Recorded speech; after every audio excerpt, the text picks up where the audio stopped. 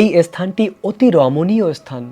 প্রতিদিন দুপুর 12টার সময় রাধা আর কৃষ্ণ এই স্থানে মিলিত হতো। এটি হলো রাধা কৃষ্ণের প্রেমময়ী মিলনস্থল। আর রাধারানী এই স্থানে এসে কুসুম ফুল দিয়ে মালা বানাতো শ্যাম সুন্দর কৃষ্ণের জন্য।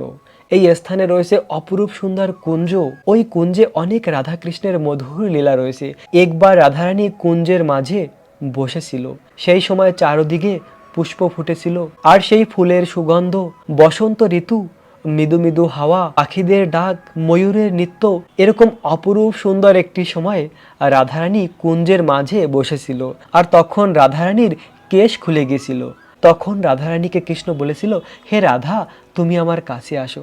তখন রাধারানীর কেশ বন্ধন করেছিল শ্যাম সুন্দর কৃষ্ণ। খুব সুন্দর কুসুম ফুল দিয়ে রাধারানীকে সাজিয়েছিল, রাধারানীর কেশে বেনি বানিয়েছিল।